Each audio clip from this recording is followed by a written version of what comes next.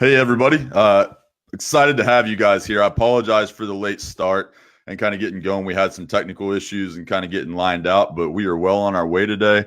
I am so excited for today's show. So first of all, I just kind of want to line out the goal of what this show is all about. It's to basically take and introduce through my network and the people that we meet around, basically the ideas that will equip you as men to build the world. Our guest today is one of the most interesting thinkers that I know personally. As a young man, he started out as an errand boy in a Fortune 500 company, quickly standing out and for his ability to sell.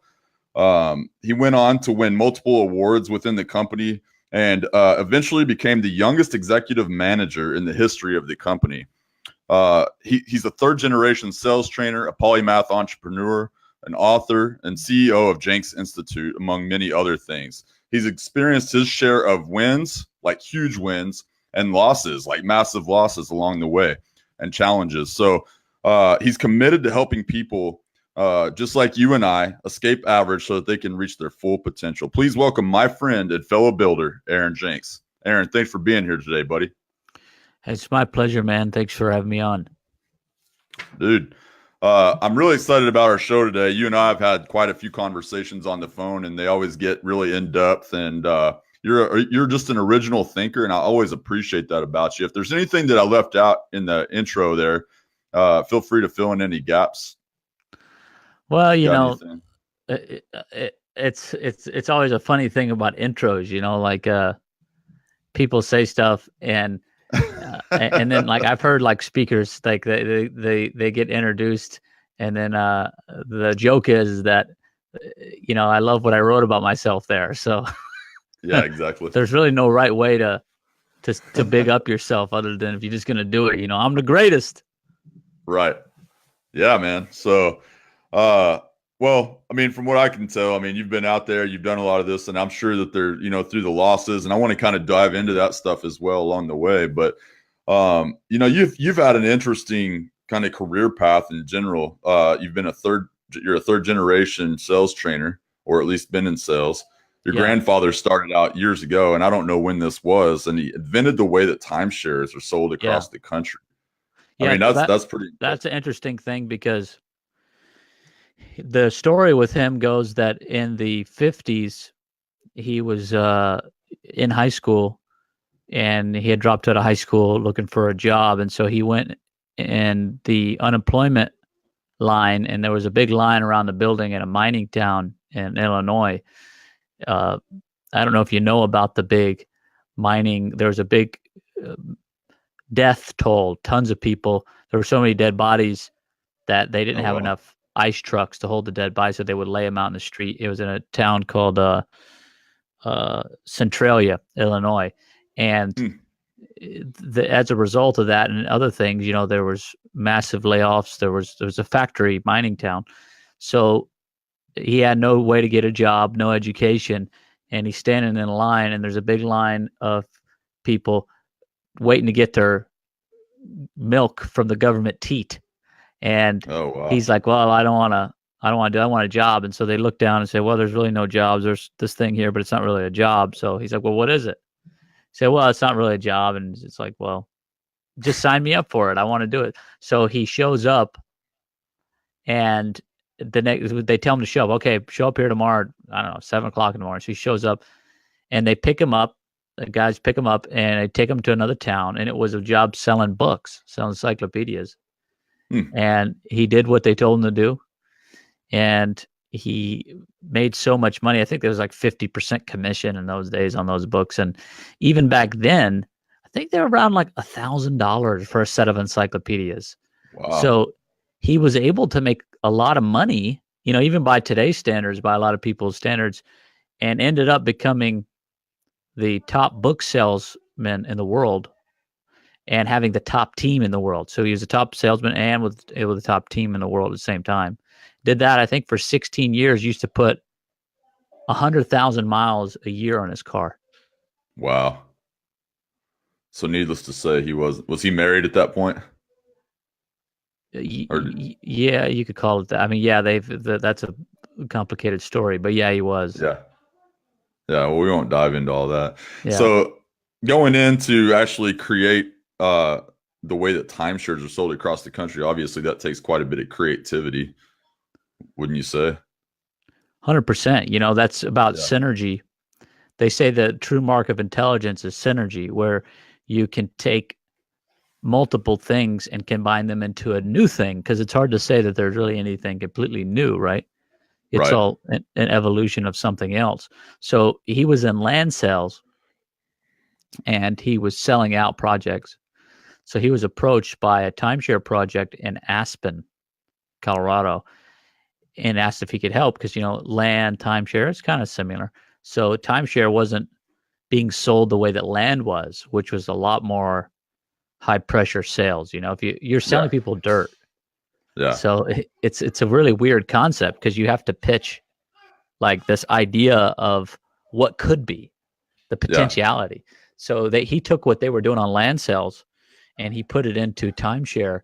And there was a small company back in those days called RCI, and that's $1 billion company today. And they only had a few, you know, a handful of resorts in the system. Uh, and he worked with the owners on kind of consult with them, and he ended up becoming the president of the largest timeshare company in the world at the time, and was known as the timeshare king, and sold out many, many timeshare projects, owned his own resort, uh, Wow. and and then my uncle owned a resort, and from then on, you know, they ran through the gamut of timeshare until my family, you know, got out of it and got into independent real estate investing. But yeah, he took from land sales and put it into timeshare sales. That's awesome. So that's something that I've obviously seen in you, as we've talked and kind of that creativity. And I think you mentioned somewhere on your website when I was looking from the intro stuff, but that insatiable curiosity. And I think that mixed with curiosity or with creativity is really the culmination of being successful in anything that you're doing. And I think that for most of the guys that are inside of Wisdom and Grit, they really do need to have a good foundational awareness of what sales is. And I think, would you agree that those two are kind of the foundational aspects of sales? Yeah, you know, selling is not easy, man. And a Yeah. lot of people try to will act like it is, and they'll brag that they have a big closing average. And only thing that reveals to somebody who's seasoned is that you don't have a big enough pipeline. If you're Right. closing everybody you talk to, you're not talking to many people. You're not, That's and good. it's not about how many people you close. You know, sorry, it's not about your closing ratio. It's about how many sales you're making. So Yeah. maybe you close more sales, more percentage, a higher percentage than me, but I'm going to make more sales than you because I'm talking to a lot more people. Right. So I think That's good. people underestimate their their you know, and I guess Grant Cardone said this, and he's sort of a competitor. I mean, he's a different generation, but I certainly do admire a lot of the stuff that he says and does. And he says that failure is the inability to properly assess the amount of effort that it takes to accomplish something. So, man, I really like that. That was the 10x rule, Yeah. and that's exactly what it is. And people think that sales is something that's a part of their business instead of the It business, is. Yeah. and they treat it like so it's not the main thing. And so, you know, sales is not the main thing, then it's not going to be the main thing, and you're going to struggle in some way or another. Whether it's hiring people, you don't have enough money to hire somebody because you don't make enough sales, and you don't have enough money to market properly because you don't make enough sales, and it Yeah. goes on and on. That's interesting. Yeah, no, I think that, I mean, I've experienced that even with my own companies, and it's kind of when you come from a background of really thinking, when you're young and you hear a lot, the salespeople, it's like used car salesmen and all that kind of thing. And it's like, as I've gotten older and I've gone in to launch my own company and had successes there and different things, and I've realized like sales and marketing really are the crux of making it happen in business, and I think negotiation, which kind of falls as a mixture between those two, but or maybe it's its own animal, I don't know, but I think if you can really hone those three things in, like, it's pretty hard to not be able to be successful wherever you go, I think. Yeah, you know, the rule of life is you work hard and you're gonna you work hard at the right thing and you're going to be successful. I think it's pretty simple, like if you want to make a lot of sales, then you got to work hard at making sales. And Yeah. marketing is a servant to sales. And that's such an important distinction to make, because if you think of marketing as something that's abstract, or like, branding, name recognition. I know people who talk about branding a lot are really just disconnect. You find people that talk about branding all the time, and I promise you they're not making a lot of sales, because Yeah. branding is a servant to sales. Marketing is a servant to sales. And when you disconnect those things, you're like, oh, your brand this and your brand that and marketing and all. It's like, dude, like, are you making any sales? Yeah. Like, That's funny. I mean, not because really. that's the typical sales guy's approach to it, and I get it from the marketing angle too, and inside of that sales. So like uh, I think the way, like for me, as I became more sophisticated in the way that I saw marketing, I saw it as a sales tool, right? Because at the end of the day, the person, like, you care about making money, right? And so where I used to, when I first started out, I'd spend a ton of time working on logos and pretty things, and But can I create. start? Excuse me for interrupting. Yeah, Here's no, the go for it, weird man. thing, though. Not everybody cares about making money. Like, that is for real, especially if you're Why do you creative. And think I'm a that creative is? person. And of course, Yeah, you you care about making money on a primal level, right? Like, you got to pay the right, bills. But some people are just not motivated by money, and that's a right. reality. It tends to be like people who are high creative people. Like, you said that in logos and stuff, it may not have been just a big motivator for you. I mean, you wanted affirmation, you wanted your work to matter, you wanted it to look dope, you wanted all these things, and Yeah, then somewhere down the line of your hierarchy of values was making money. Of course, it was on there, but yeah, that's sort of a revelation for business owners and for managers and people like that, to understand that not everybody is driven by to make money. So you might have a guy working for you, and in order to get him to perform the right way, you got to find out what motivates them. Because if you find that out, you can get them to make more money, which will make you more money, but it can't necessarily be the money ipso facto. yeah. I've had guys, whenever I was not in business for myself and doing some sales or whatever else, trying to motivate me that way. And you're absolutely right. I'm really not driven by money for money's sake. What I've had to do is basically reconcile in my mind how that money gives me the opportunity to create impact. Right. And so, and not just on a mass, like, weird scale, like everybody says, change the world. Right. And you hear this all the time, and it's like this motivational thing, we're going to go change the world. But what does that even mean? Right.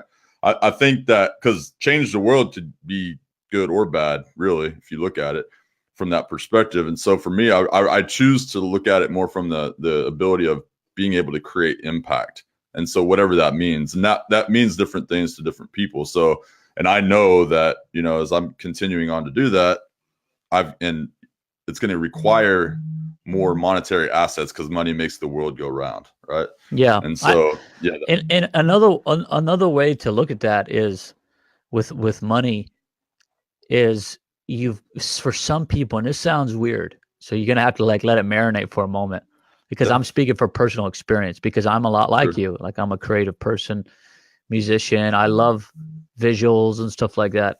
Uh, I have to sell myself on loving money. Now, I want to say that, and I use that verbiage because, it is said that the love of money is the root of all evil. But really, what right, that means is like the worship of money, right, because actually we love money, we can't help it. And I want to. So here's what I mean by that: okay, everybody has a thing that they love. But it's not like a love like you worship. It's just like, man, I really love. We were talking about cameras before we went live. Man, I really right, love that Sony, or I love that new gimbal, or I love that laptop, or whatever. And well, money got you that. And right, and you have to kind of connect the dots. And if you don't learn to like love money, not worship it, but to like have a deep appreciation for it and to like it, is we're taught as a culture not to love money. And it's probably a bad translation there from the Greek, considering the context, right? Because it's not, it doesn't imply the love of money. It implies more like the worship of money. Like if money's your God, you got a problem because you never have enough. And Right. if you have love of money in the same classification as you would love, like, man, I love that new table we bought, or I love that car. Everybody has those things, but you have to understand that that car is just money. That car is Right. money. Or that thing that you want to do, like you want to do a campaign, or you want to build this business, you want to invest in that thing. It's money. And so for me, I have to constantly be resold on that idea, or else I'll lose sight, because I'm a high abstract thinker, right? I think of big Yeah. concepts, and That's money how is, I am.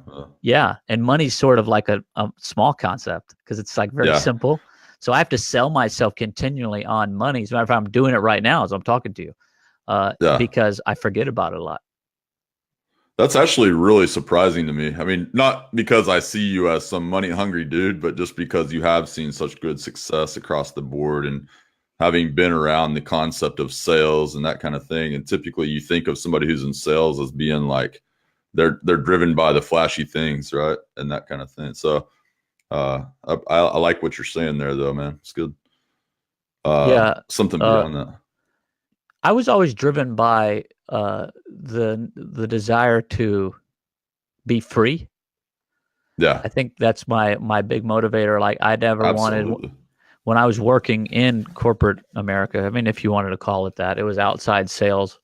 Uh, I never wanted anybody telling me what to do. So I figured out if I made a certain amount of sales, nobody cared what I did. Cause it's like, oh, if a guy's selling a lot, you leave him alone, you know? And I Yeah, was sort of like a renegade and a rogue. And that's what I did, because I didn't want anybody telling me what to do. So interesting. that was my motivation, not necessarily the money. It was the freedom. So that's an interesting thing. I'd like to dive into that a little bit. The motivations behind what we do. I was having a conversation with a guy the other day, and it's interesting to me how you can literally be on a call with someone who's believed something a certain way, at least for the last few years, if not their whole life. And if you can get into their head and help kind of identify what that root is of why they're thinking that, and then present a different way and literally shift like a complete 180 to the way that they see something, and it can change the course of their life from that point, and it happens in an instant. And that's super fascinating to me, and I'm just kind of like, I'd like to explore that a little bit, I guess. And kind of like, you've been in sales training for a long time, so you're probably a master at that, is what I'm guessing. Like, what are some of the kind of the steps that you use, like when you're trying to help somebody identify what that is? And then if they have faulty beliefs, like what is it that you kind of help them use to shift around that? So that is a process whereby somebody has to die and be born again. And I don't mean that Yeah. from, and I guess I mean it from a meta perspective, not necessarily a literal. Like I'm not talking about Christianity here for a moment, even though it is a Christian principle. But Yeah. in order for you to adopt a new belief, an old one has to die. I mean, it literally, like, you have to see where it's wrong, and then that part of you dies, and now Yeah.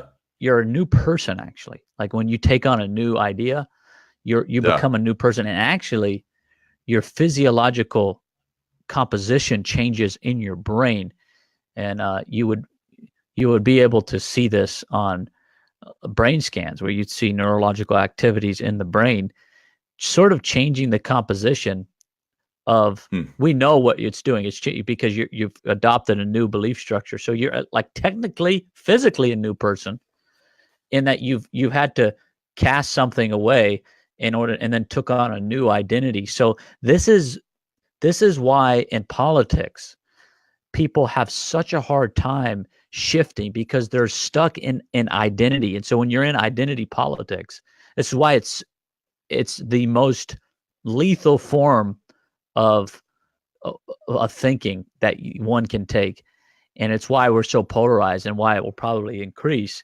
because when you're convincing somebody of something, their whole identity has to, you talked about shift, like it Yeah. changes, their identity changes.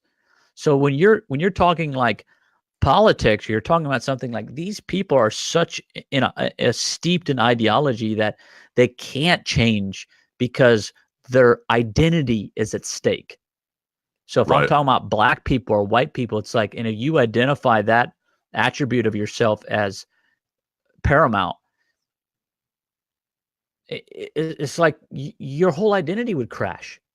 Your being, Yeah. your essence would crash. So when you're Yeah. selling to somebody, you've got to, first thing to do, or when you're selling or you're trying to shift someone's thinking, or you're trying to persuade them, the most important thing is the frame.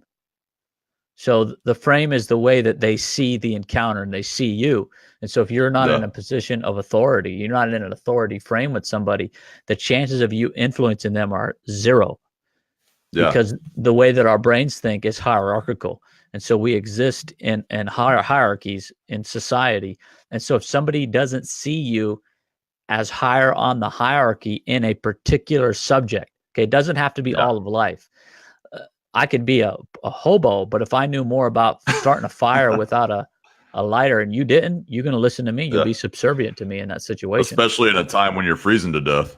Exactly. So I'm the boss now in that encounter. Yeah. So that's the number one important thing when it comes to changing somebody's mind or convincing them or whatever. They have to see you as an authority on that topic. And if they don't, you have zero chance of getting anyone to buy anything or changing anyone's thinking on anything. And this goes for politics, sales, or anything. That's good, dude.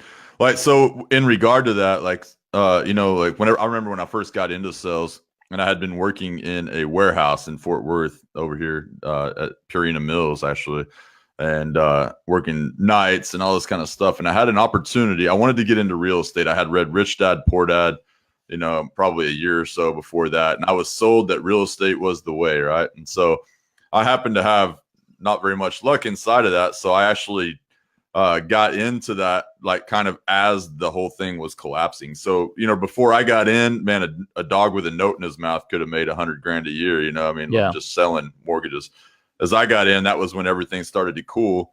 And I remember the first time that I called a realtor, because the guy that owned the company, he was like, man, you need to get in there with the realtors and all that.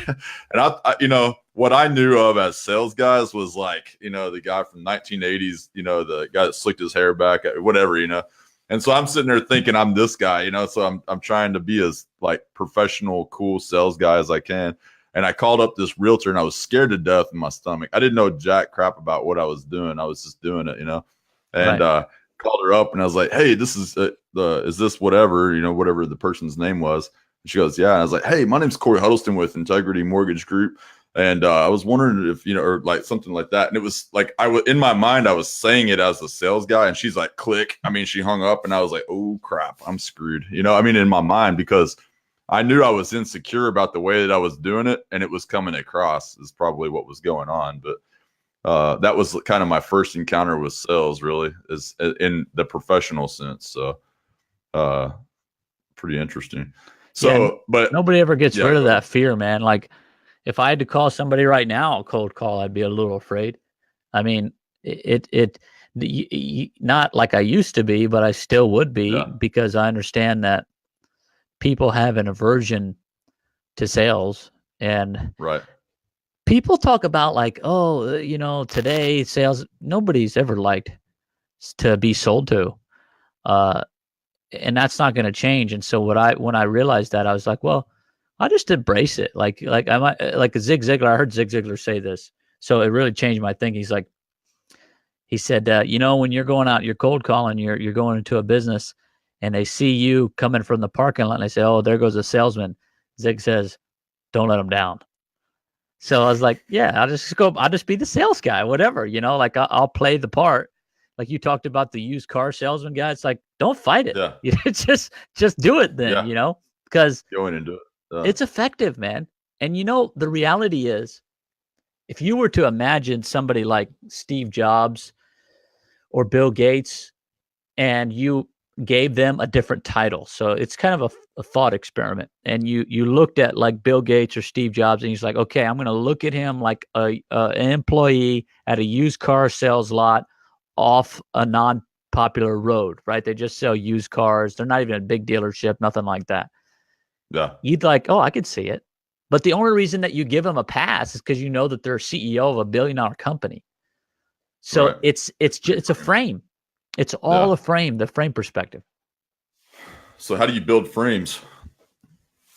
Well, one of the lines that I started, and a lot of people have stolen, uh, including very big companies, is when I get on the call with somebody, I do a comparison frame where I say, okay, well, let me tell you what I'm going to do on this call. I basically ask you a lot of questions like a doctor. And the reason I do that is to be able to best determine the direction to point you in. That's the frame. So I'm like Yeah. a doctor, right? So I'm an authority frame. And I'm going to ask them So you questions. say that like a doctor. Yeah, I do say that. Or I'll say like, Okay. but so many people started stealing like a doctor that I started to say like a detective or like anything. But they need to know that I'm here to as the expert. Because when you're in a selling position, you're automatically the leader. And if you don't understand that, you're going to not make a lot of sales. And the reason you're the leader is because logic tells you that you are. And he's like, well, how does logic tell me? Well, because you know more about your product or service than your prospect does. So you have Right. knowledge. Remember, we talked about the homeless guy.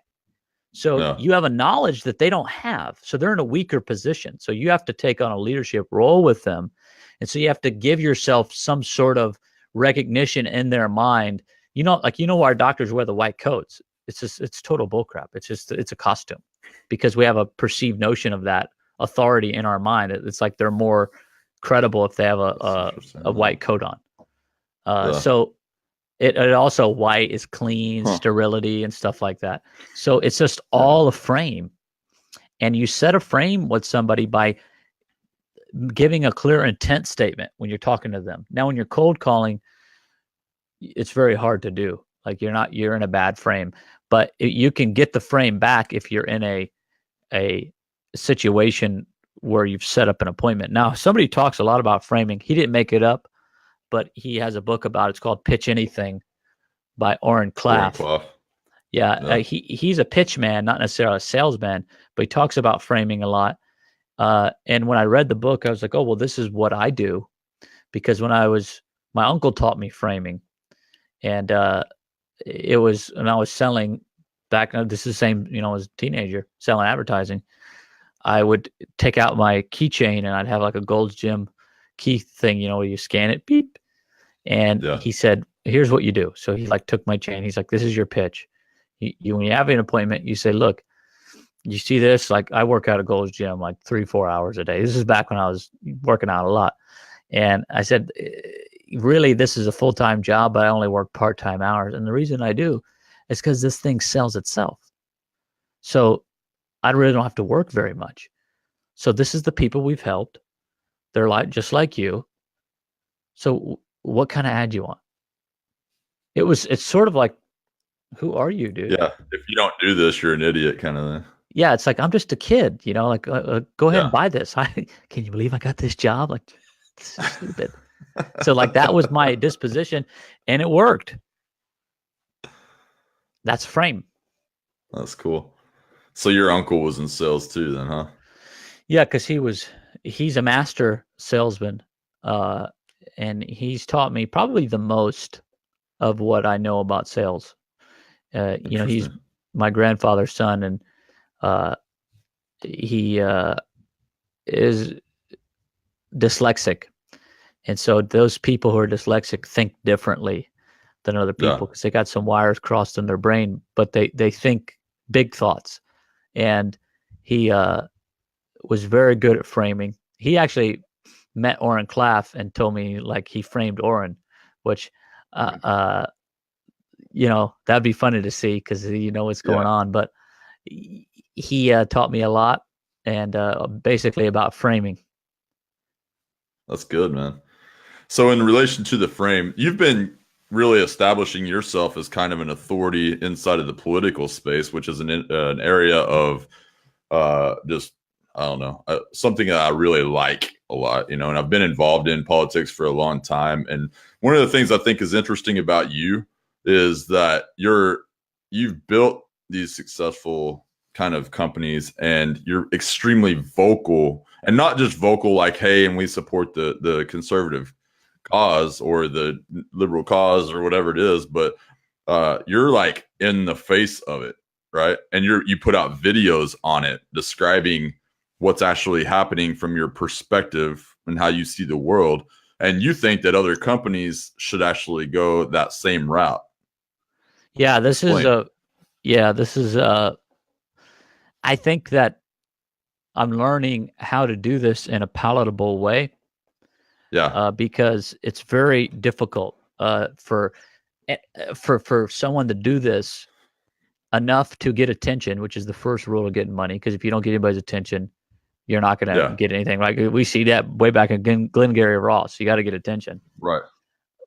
So you got to be sensational enough to get attention, but you also have to be palatable enough where you're not just like a douchebag, you know? So Right. it's a hard thing to do, and I'm still learning, and I have a long way to go with it. But my thinking with it is multifaceted. And the reason that I'm doing it is Starbucks does it. Apple does it. You know, you got Apple, your first openly gay tech CEO, and he supports like open borders, and Starbucks is as liberal as you can get. I mean, they do it. I mean, big companies do it.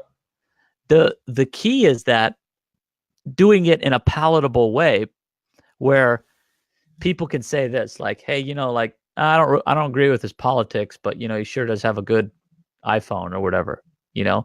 Right. And I think that it used to be where you know, everyone knows you don't talk about religion or politics. That's a saying that we have. Right. And I actually think that contributed to the state that we're in today, because that's being PC, where you don't talk about those things because they offend people. That's not the way to handle it. That's my belief. You don't not talk about these things because they're likely to offend someone. You just get good at talking about the things in diplomatic ways.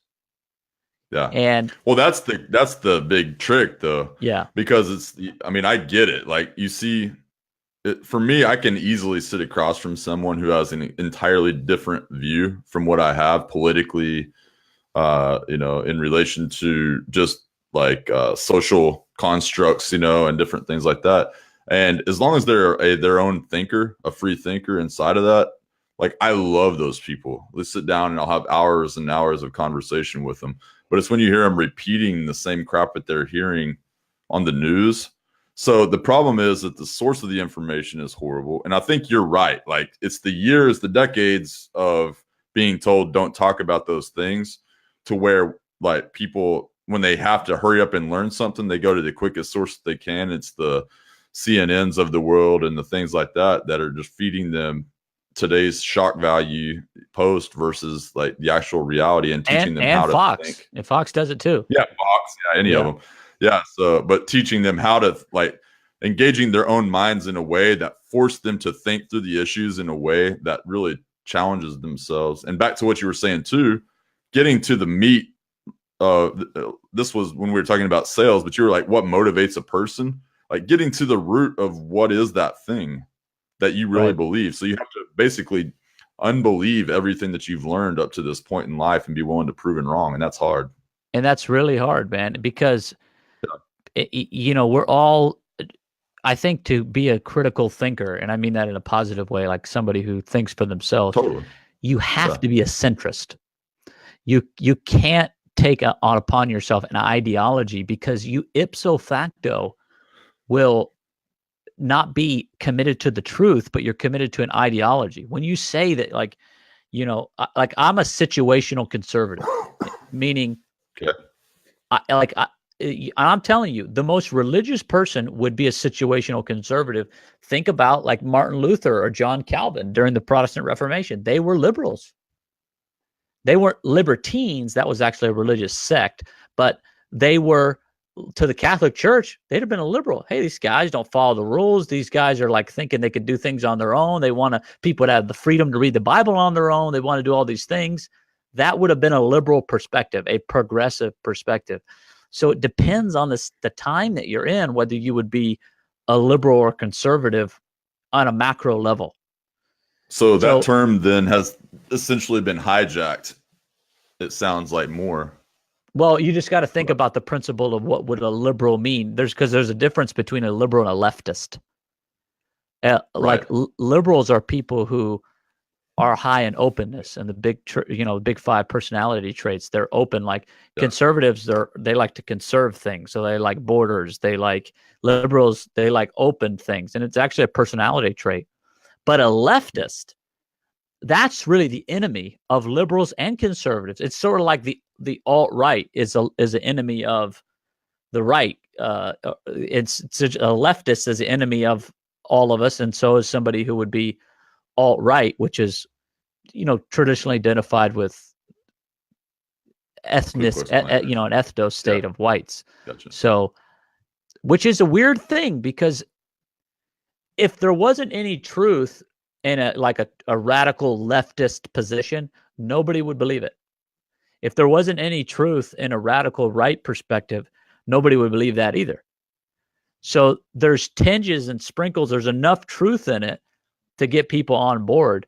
So you got to give the devil his due, and I think that's an important thing to think about. And when you say I'm a centrist, what you're saying is I obey the truth wherever it leads me, and some of those may be what's classified, and who makes these classifications, I don't know, as a conservative principle or as a liberal principle. Of course, if you were to look at my concepts of what a conservative is, or sorry, of what the general consensus of what a conservative is, I would certainly qualify for that, right? I'm pro Second Amendment. I'm pro all these things. But maybe to somebody else, like I think the government ought to stay out of marriage. Like I don't think the government ought to be involved in that. So, I guess that would be classified as a libertarian perspective. So, it's really difficult with everyone has all these labels, and I'm not saying labels aren't effective because we think in labels. But what I'm saying is that if you say to yourself in your heart, I'm in the center, what that means is I might be a left on some issue and I might be on the right on some issues, but I just follow wherever the truth takes me. That's interesting. Yeah. So you get into that whole conversation of like marriage, right? The government out of marriage. So that doesn't necessarily mean that you believe in gay marriage per se. It just Right. means that you It don't doesn't believe. necessitate that. It just means like if Right. whatever people want to do, it's like, well, just get off my lawn, That's funny. You know what I'm saying? So, yeah, no, I hear you, man. I mean, here's the deal. I tend to like have outside of the box ideas, and like when I hear people talking about conservatives or the type of people who don't want people from other countries coming over here and all that, I just look at them. Well, more than that, sometimes I engage with them or whatever else, but it's complete fallacy. Like I tend to find myself in the higher, like the more extreme side of the right side of what it is. And I don't see the racism, and I'm around a lot of leaders inside of the Tea Party, inside of the strong conservative movement, inside of Texas anyway.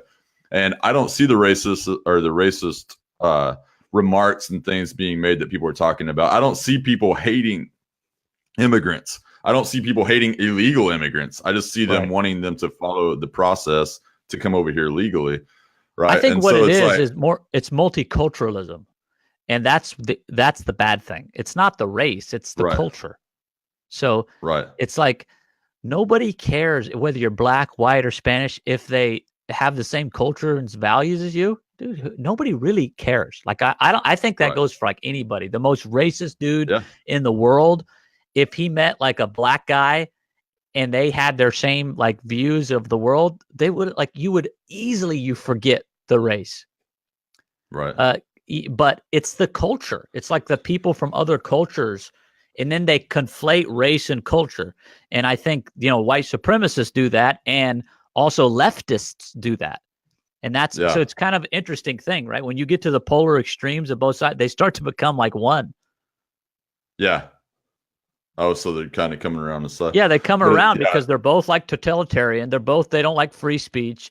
They both are pretty much atheists. So it's kind of a crazy thing.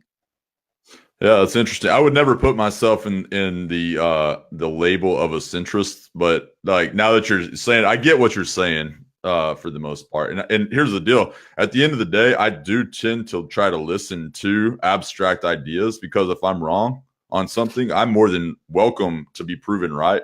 And the thing is, I've taken the time to surround myself with the source so that I can actually go into a conversation. And I've taken the ability, or I've like trained my mind to actually be able to engage with somebody and ask the right questions to see where they're really coming from. And if there is something that they have that I can attain from a knowledge perspective or something else, or a way that they see the world, then I want it, and I'm going to take it, well, and I'm going to here's the reason that I would like to sell you on the idea of being a centrist, because say for like, well, think about this, right? There was a time when the left was anti-immigration because it was not good for workers. It was not good for unions. So they were like, oh, we want the small guy. And all these capitalists, this is the old left, all these capitalists wanted this cheap labor from Mexico or wherever these people are coming. And so we're anti-immigration. And then the conservatives, they wanted the immigration. This was before it was a big problem, because like we could get cheap labor. This is capitalism, baby. Like we want, so you see how the roles shift. So now it's like they're open borders, and we're like, no more. We don't want any more. Mm-hmm. We're getting 1 million in a year. We've got millions of men who are not, they're not working in America. Why do we need to add in 1 million more people to get jobs and to add to the burden of tax and blah, blah, blah? And the liberals, they used to say this. So what we need, what that tells us is like the paradigm shift. So what constitutes a liberal or conservative? Well, I get, what is it? Group consensus? So I guess that's right. I mean, you look at it, I mean, what you're saying, it's cultural, like pop culture, essentially. Right. So that's why it's like, dude, I don't know. Like, what if you would have been what if you were part of the time when the old liberals believed that? What would you have believed at the time? Would you have toed the party line of a conservative and said, we want in as many illegals as we can get? You see, that's why you want to be an independent thinker. And I think that conservatism is what we need right now. Now, there may come a time when we live under a tyranny. And then at that point, we don't want to conserve because we don't want to maintain the tyranny. Like, we don't want to stay true. What we want to do is we want to be important. Yeah, it's important to understand what you're saying and really hear it, though, because as a conservative, I can even feel my heart like, like when you say that, but I hear what you're saying, and you're right, inside of that. So, because let's say, what if we had a dictator right now, right? Like, let's say Obama said, I'm going to run. All rules are off the table. Yeah, exactly. I got you, man. You'd be a liberal. You'd be like, get us off this tyranny. We want to be able to say what we want to say, and we want those, like, free speech is a liberal value, because I'm using these words not from an ideological perspective, but from a technical perspective, like liberal speech, like meaning to like no restraint. I just say whatever. I'm not saying it from an ideological perspective. So if you take off the idea of what a liberal and a conservative is and just think about it technically, it might help. Yeah, that's good, man. So in regard to like getting companies to speak publicly about it, I have my reservations about that to some degree, because as we've seen this influx of companies, like you mentioned earlier, Apple, and all these other companies, like I got to tell you, man, I was at this concert one time for what was that guy's name? Dang it, my brain just went blank. He's a really famous guitarist, the Hispanic dude. Okay, whatever. Right, I'll think of it here in a bit. But I was at the concert, and this was back before. This wasn't even with Trump. This is whenever Obama was running for office, and he got up there and like, dude, people paid $50 or something or more to go to this concert. And this dude takes out time in the middle of the show to talk about how, we got to get, I think it was even when Bush was in office or something, back, it was a while back, but he takes time out of everybody's perform like the time to just sit there and entertain, and tells everybody his political beliefs, dude. I was pissed. I got up and I left, and I was like, that was literally the last concert ticket I bought was because of that. Because I was like, I'm not going to go be told. Like, I just want to hear the dude play guitar, and I literally haven't listened to his music since or anything. And I just thought, I mean, you run the risk of that as a company. Santana, that's it, Carlos Santana. Yeah, dude. But that was the very last concert I ever bought a ticket to, and like, in fact, I really have quit listening to music for the most part since that time, because I was like, dude, it just in my mind something shifted, and I was like, dude, I'm not going to be told how to think. Like, and anyway, I think that we run the very real risk of that, and maybe that's part of just knowing your avatar and who you want to work with. But I don't know that that's necessarily the answer. Yeah, that's the key, because 2/3 you get into tribalism, which you've spoken on as being bad, right? Yeah, 2/3 of American small business owners self-identify as conservatives. So I don't lose much by talking of small business owners. Oh, okay. They self-identify as being socially conservative. So I don't really lose anything, like my style and disposition. I've worked with very, very, very few people who are liberals. And it's not because I've discriminated against them. It's just because they don't tend to like people who are ultra dogmatic, who are assertive in their disposition. These are, Corey, these are our biology. And this is crazy, because I'm having a podcast episode that I haven't released yet. But I'm starting up a podcast that is about higher level thinking like this. But anyways, awesome. Our biology determines our politics by and large. And you're thinking like, well, what does that mean? Well, it means that your makeup gives you a disposition to lean a certain way. And it also can change with your age. And this is why when you're young, you're typically more liberal than when you're older. And we see people that shift. They start liberal when they're young, and when they get older, they get conservative. And this is it's not exclusively biological. So I don't want to say like people get it twisted, but a large portion, you got your hormones going, you got things like that. You want to cast off restraint of the preceding generation so that you can evolve it on. You can be your own person, have your own identity. And these are things that you need to do in order for society to be able to flourish. So this is why young people, by and large, are liberally speaking. But when you're older, you need the societal construct around you, because now you're dependent upon society in many regards so that it doesn't kill you. And what I mean there is taking it back to a primitive idea. So if you're old in primitive times, you're very easily killed, right? Think Naked and Afraid. If you're younger, you can't follow the rules of the older people, because you got to survive, and you have to have your own identity, your own tribe. Well, when you're old, you're kind of reliant now upon the community, and so these are ideas that now manifest themselves on a macro level. So it's in this way, your biology in large part dictates your politics, and we also know this upon the most accurate measure of temperaments available in science, which is the Big Five personality assessments. It's the best. It's the most accurate one that's available in the world, and all the entire field of psychology and psychometric data indicates this. Well, what we know by that is you can look at someone's chart where they score on openness, conscientiousness, and be able to tell if they're where they're at politically. It's crazy. Well, if they're open. What percent of accuracy? Like overwhelming. I don't know the exact number, but it's overwhelming accuracy. Like there's no disputing of it. If you're high in openness, and conscientiousness, you're going to be a liberal. I mean, it's just that's the way it works.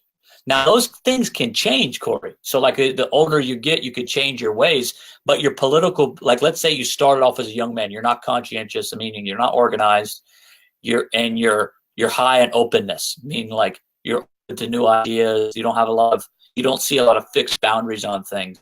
But then as you get older, you mature out of that disposition, you'll see that your politics shift with that as well.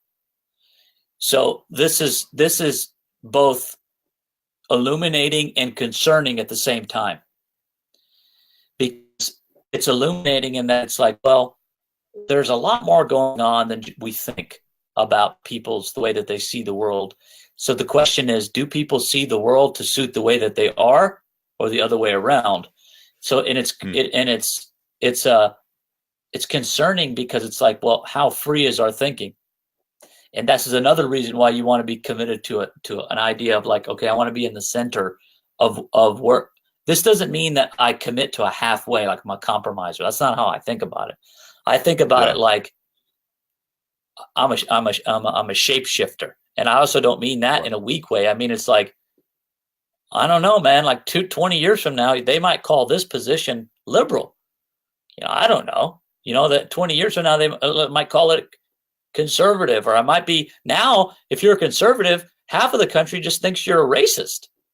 You're not right wing to them. You're just a racist. Right. So it changes, and when we understand people's temperaments, we understand that people are by and large we're communal animals, dude. Like we're herd creatures. Yeah. We think with group think, and we have to fight against group think. As a conservative, as a liberal, you got to fight against group think so that you can be objective for your life, for your community. Yeah, 100%, man. I mean, I've been, like I said, I've been highly involved in Texas politics, locally and at the state level. And I've been to certain rallies and stuff like that. And it's like, you get into some of these rallies, man, and it's like they almost treat these people like they're gods, And I've been to a Trump rally, and it's in the same thing. They probably do it there too. Yeah, I'm sure. And I just don't really get into that. Like, that's not really something.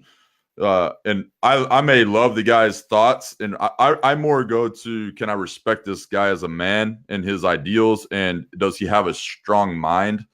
And I expect men to make mistakes, like, because that's just, I've made plenty of them in my own life, and I know that we will. And that's part of being a leader, is you got to step into stuff, you got to make decisions, sometimes super quick, and you got to live with the consequences of that decision. And then you got to live with the fact that you're going to have 100,000 people beating on your door, calling you every name under the sun, wanting to see your head hanging from a freaking stick. You know what I'm saying?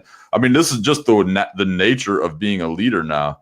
And so, like, whenever I go into something, I'm not going to go in there. I'll support them. I'm the guy that would probably be more like, if you have a huge thing that you want to talk through, then let's talk through it, and I'm going to shoot you straight, and I'm going to tell you if you're being a jackass, or if it's a brilliant idea, because I know that at the end of the day, man, we're all only human. And I think that that's the big part that seems to be missing in how people comprehend information, at least from my perspective. It's just this, well, it goes back to critical thinking, really, but like, also it's critical thinking, but it's also understanding that we're all just human at the end of the day. So there's a certain level of psychology that goes into this and everything else. Here's what I know is wrong. This is kind of where you gotta go from. Okay. It's wrong to treat people as part of a collective. It is wrong to not treat everyone as an individual. And so anytime, whether it's my side or the other side, when we start to speak or think in generalities, I know something is going wrong. And I think this is a fundamental American principle. Of the you or in them? Say that again? In you or in them? Like, if they start to speak in generalities, or if you do? Either. I've been guilty of it. Probably still do. When I'm in regards to people. Right. Because that now we're into tribalism when we do that. So and tribalism is it never ends good. It never has ended good. It never will. So when it becomes like that, it's us versus them. And the reality is, dude, we need the liberals. We need a two-party. Like, okay, forget about, oh, should we need more parties? But we need a right and a left. Let's just do it like that, because it's a checks and balance.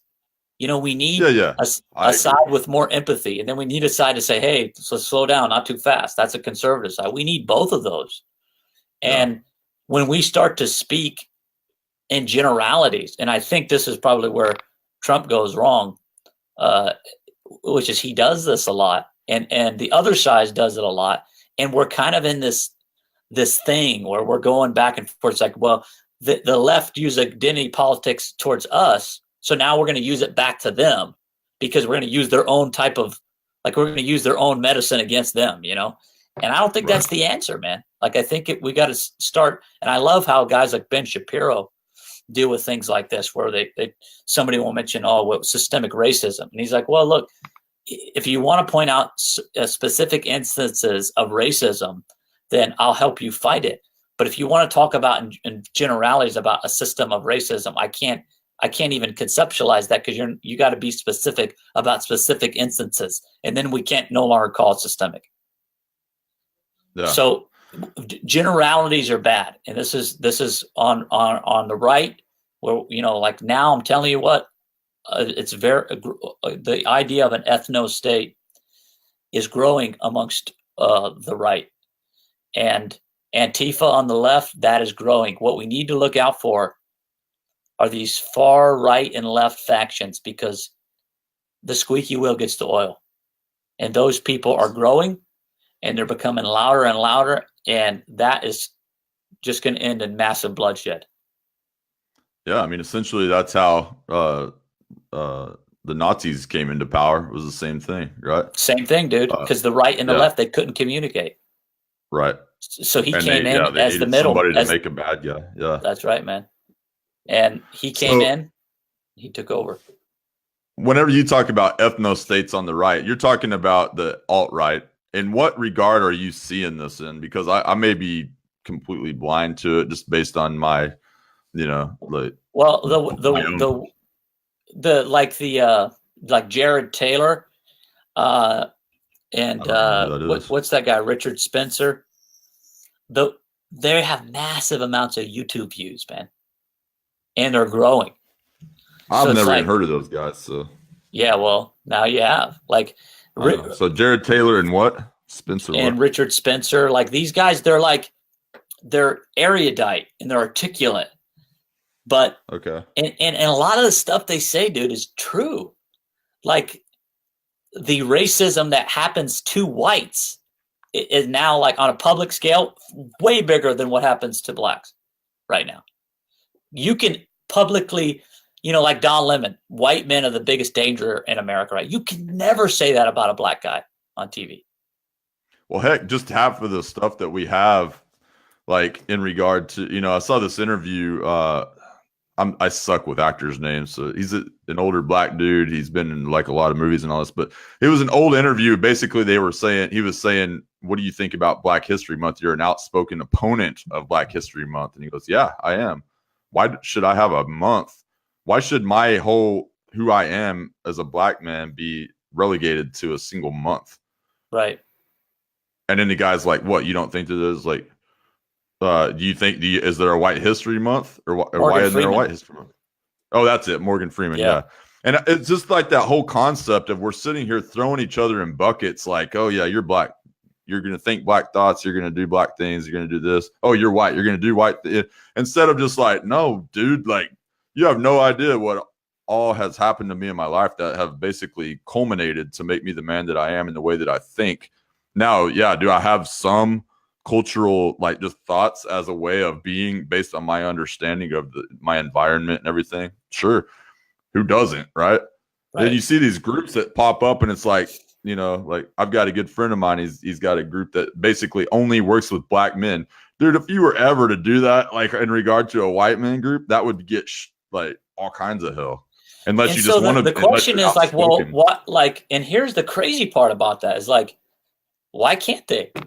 Like, I'm not saying I'd go down and join the white chamber of commerce, but why can't there be a white chamber of commerce? And the answer that people give is, well, because they're the majority, right? So there's They don't Yeah, need that's a white bullcrap. chamber of commerce because they already have Yeah. one, and that most everybody's white. Well, that's not the Right. point.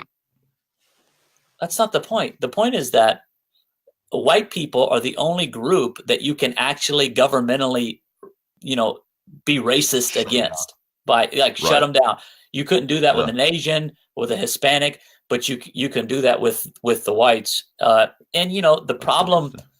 is that when they use white, when the right uses it or the left use it, what is a white person? What really constitutes a white person? Because they used to think Is that white the even Irish, white, right? yeah, like the Irish When you are drop some sub. philosophy on you. What's that? Drop some philosophy on you. Is white even white? Yeah, so it's like, what is white? Are Italians white? Are they Latin? Yeah. Are people from Spain white? Or are they Latin? So what constitutes a white? Or if it's like, if you're black, if it's I've heard some black folks say, well, if you ain't black, you white. So like, what does that mean? And so this is the problem when you deal with Right. groups and identities instead of like individuals. So like, I'm not Irish, but it's like, well, I'm Irish. I'm not white. You see, that's better. But when you make any one of these attributes like chief, you run into a problem. So I mean, this is the problem, that these people are sneaky, man. These Jared Taylors, these people, because you start to listen to them and it's like, yeah, that's a good point. That's a good point. That's a good point. But then they cross the line. And here's where this guy crossed the line. A lot of them do. They're like, well, we want to put into legislation that would keep America white. And it's like, dude, you can't legislate that. That's crossing the level, crossing the line. Because he's like, well, and he talks really funny.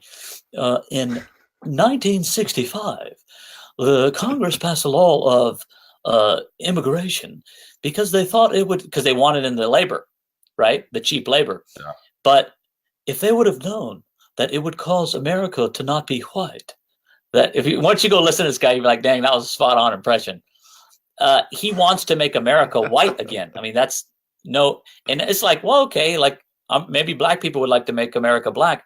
So there's not, I don't know that desire of his is inherently wrong, but when you start to legislate that becomes bad, because that is inherently, using ideology, because it's like, well, what constitutes white? So like, I'm German, so like, I don't think Irish people are white, or Italians. They're definitely not white. So it's just like, it's too stupid.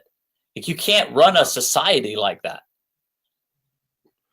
No, I tend not to even agree with the idea that that's the right approach. I mean, it's okay. I guess in true freedom, they have the right to act like that. And I've always kind of been on that side more of it, because I mean, in my circle, any black people that exist in that, or Hispanics or whatever else, like, dude, they're awesome. And they're like, it's almost like they, like nobody's at all even thinking about color. No, you're not. That's the problem of these guys.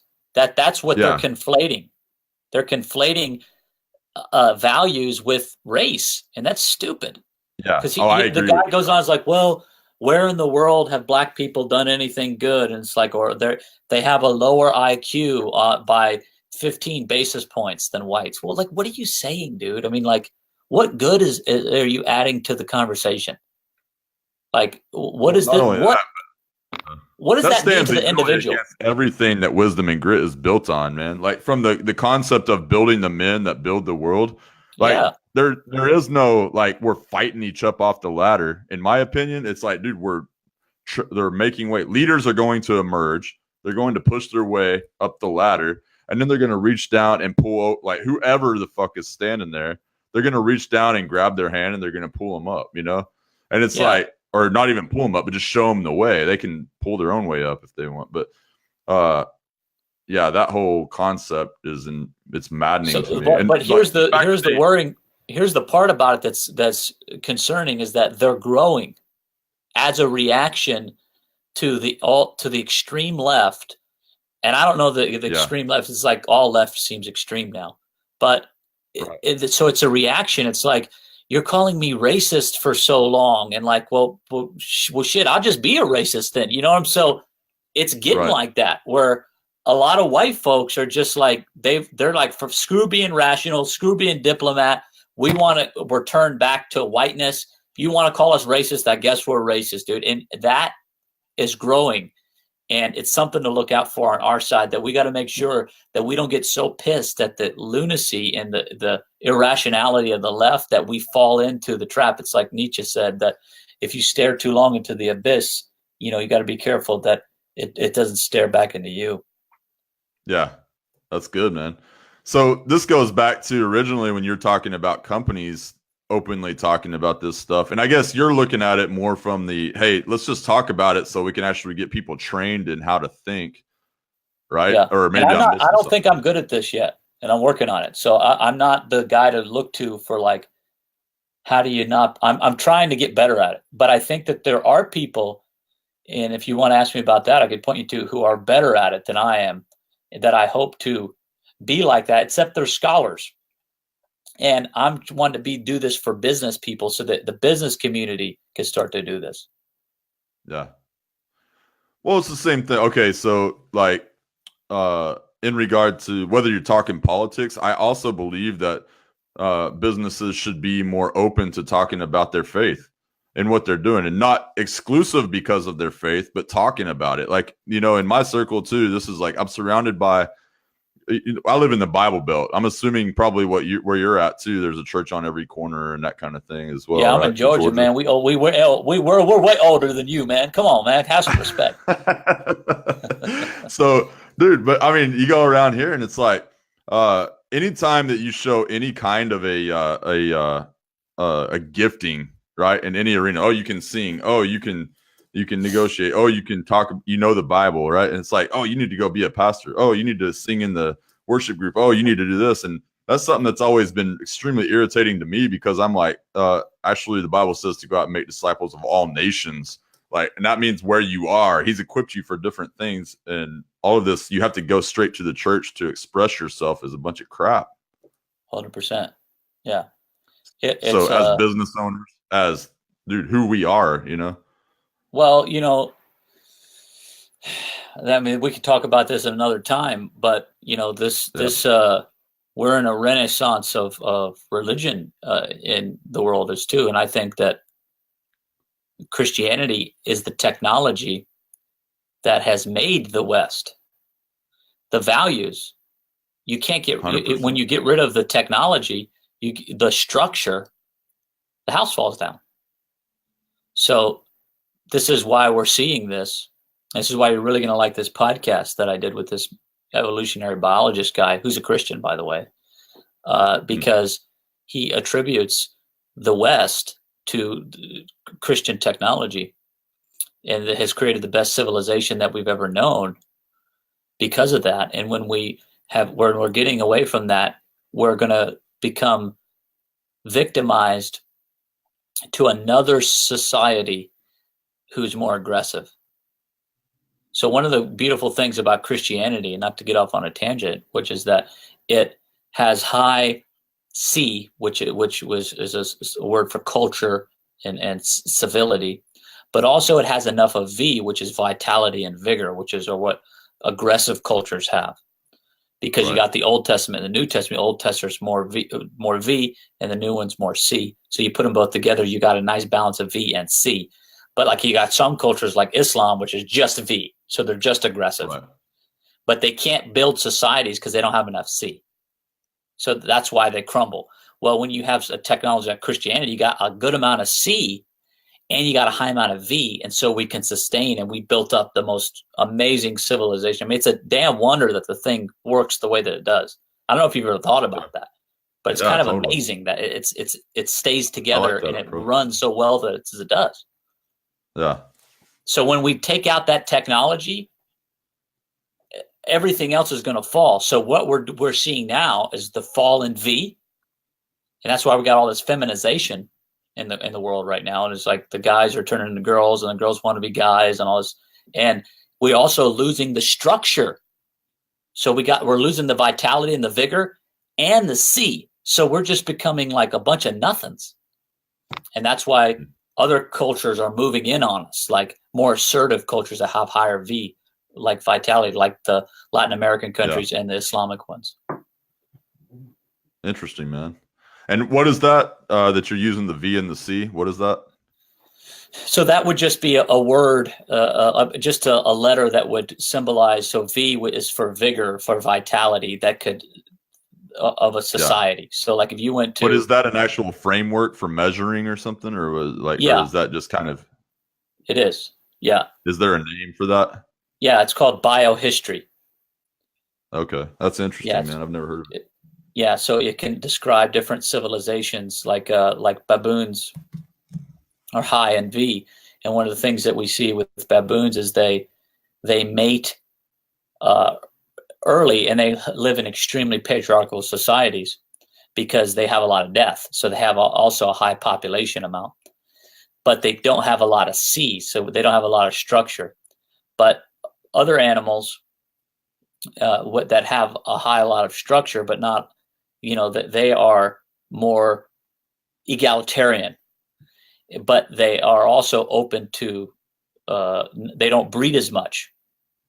So we see that with different kind of animals. So what they've taken these inferences from is they see like human civilization. There's a lot of comparisons that, like in the Islamic world, they breed like rabbits, and they're also aggressive, just like the baboons, and they're extremely patriarchal.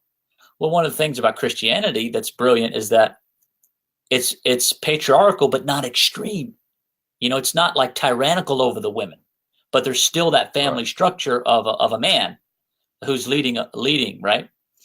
Yeah. And when you take that away and you have more egalitarian or even matriarchal, you lose the structure that would organize a civilization of community. And when you lose that, and you just have V, you end up with an Islamic state or countries that are just high in violence and extremely patriarchal. But if you just have C and no V, then the societies that are high in V will come and dominate you, and they'll just make it chaos here. Interesting. So you need both.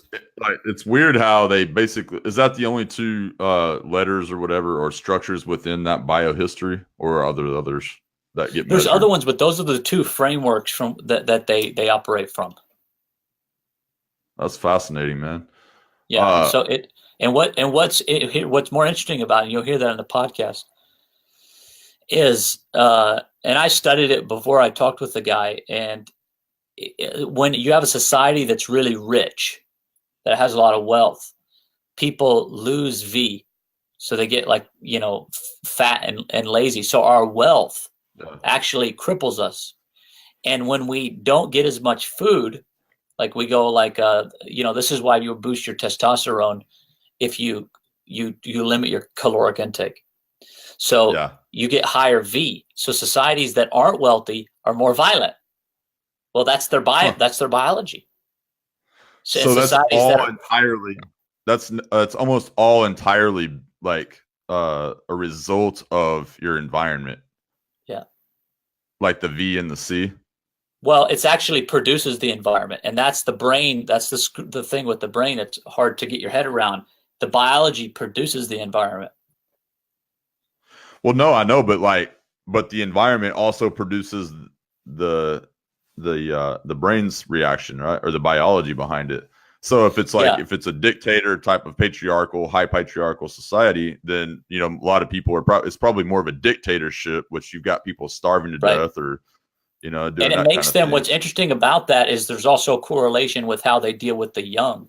So one of the things in societies that don't discipline infants, and I don't mean like newborns, but babies, they 4, 5, whatever. Those are societies that are high in V. But societies that take a keen interest in children and start the disciplining when they're infants, they score high in C. But if you go to the Islamic world, the Latin world, you'll see that when they're infants, they can do whatever. Oh, cute little baby. But when they become little boys, the discipline is really low. It's like sorry, I got that mixed up. When they're little babies, they don't give discipline. But then when they get a certain age as boys, they become tyrannical over them. and they don't keep it consistent the whole way through. And that also has a direct correlation with their willingness to accept authoritarian streams of government based upon how they were raised as kids. So in societies with high V, they let the babies do whatever, and they didn't get much guidance. But the most important years, according to this theory, is 6 to 12, where if the rule on them is harsh, when they grow up, they'll take a dictatorial government. And so high V societies inevitably and invariably this is fascinating stuff, love dictators. Wow. Okay, so like if you think of it in terms of like today's environment in the United States, where primarily you've got this whole realm of what, my wife, she'll read books sometimes about child rearing, this kind of stuff. And I get a little frustrated with that stuff because I'm always like, that old the show on Saturday Night Live, we had Chris Farley, the man down in the river, or the man that lives in a van down by the river. Well, I imagine a lot of these books are written by guys who are sitting there smoking a lot of dope, writing books in their van down by the river because they don't really have anything else going for them in life. So they know they can swindle these these people into buying these kids' books as long as it's abstract and something that hadn't been seen before. And so, I kind of wonder is like, as we begin to see this injection of these children into society and these parents who refuse to show their kids discipline and things like that, are you saying discipline is what makes them V, or the lack of discipline? Both. So if they get too much, if they don't get enough V when they're babies, so that's one of the things that's interesting about puritanical societies and the Puritans is they believed in discipline at the first sign of disobedience, which would be when they're babies.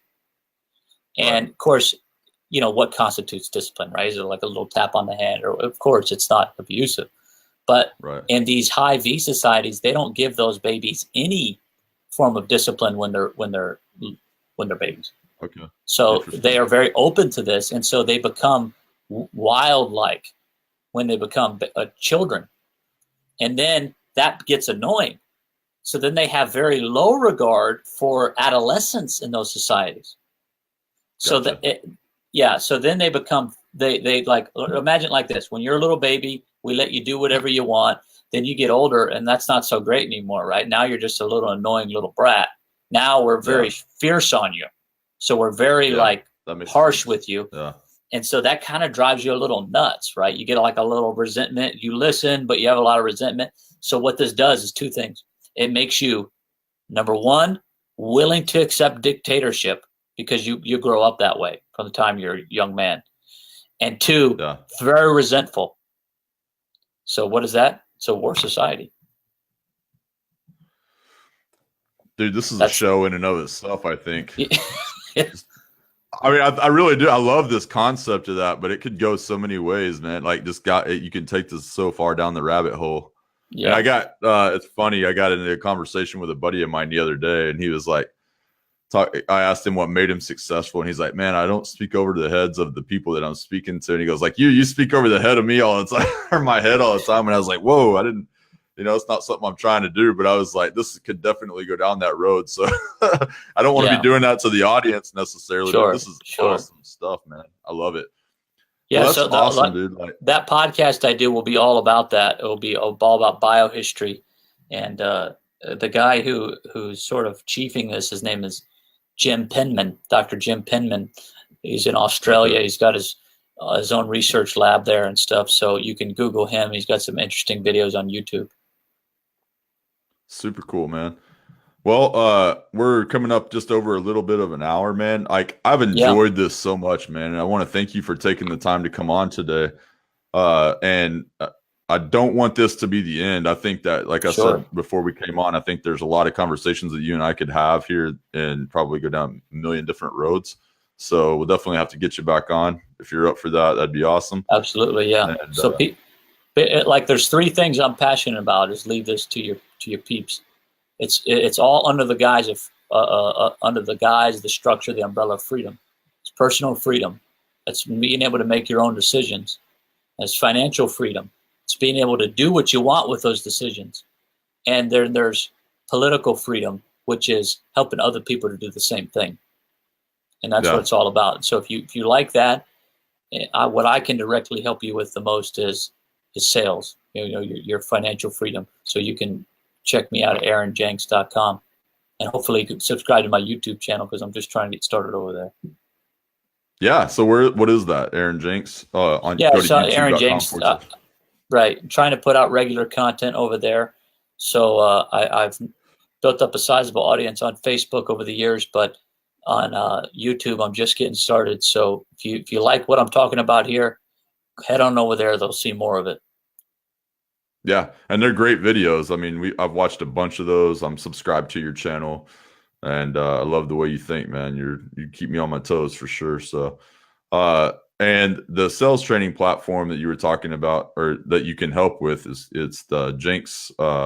Was it Institute? Yeah, Janx Training Institute, and we have 20 courses over there, and it's great for people who have employees, because we have a system where you don't have to be involved in the training, but you can keep your people accountable.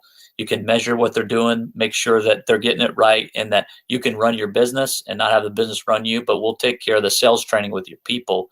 Set it and forget it. Or if you're an individual, we can do the same, make you a master at closing the sale, prospecting, getting appointments, networking, all those things. We can really help you with it. Yeah. And I think the really cool thing, one of the things we've had a conversation about before, was that you having that background where your grandfather was in sales training and was friends with Zig Ziglar, right? Or wasn't he? Yeah, my uncle was actually working for Zig for a couple of years, and they traveled the country together in a car. So this was back in the 80s. And he went to my uncle's wedding. Wow. Yeah, so you've literally seen every generation of sales from the 50s on to now, and just between your parents and everything else into now. Absolutely. And so you know what works. You know what's worked in the past, and you've seen what worked up until the recent, kind of the Grant Cardones of the world, and then you also know what works now, having been a product of that. And I really think that's what sets you apart in that world. So I encourage you guys to go and check them out. Please do check me out, because I'm telling you, you guys out there, you're learning from the Tom Hopkins, the Brian Tracy's, the Grant Cardones. Those guys are legends. They're awesome. I admire them. I want to be like them when I grow up. But everyone is a product of their generation, and I'm 33, and the youngest guy on that list is older than my dad. So it's from that generation of guys who they came up during the 80s and early 90s. And so a lot of their techniques are dated. So what I do is I take the best from that time, but I bring it with what's current, and according with neuroscience and psychology and stuff that I've learned on my own, and putting together the most up-to-date, effective sales training available. That's great, man. And when you reach out to them, if that sounds something interesting to you, if you have a company or you're somebody who's interested in learning more about sales, make sure you tell him Wisdom and Grit sent you. So, Absolutely. He'll take care of you. And, I'm good friends with Aaron, dude. I appreciate you being on here, and appreciate your friendship, and look forward to doing it again soon. Yeah. Have a Thanksgiving. Have a good one. Oh yeah, dude. Thanksgiving's tomorrow. Happy Thanksgiving, man. Happy Thanksgiving to everybody watching too, man. I really appreciate y'all taking the time.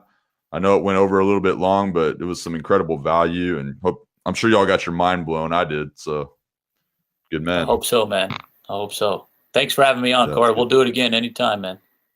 All right, brother. We'll talk to you soon. All right. Bye-bye. Bye.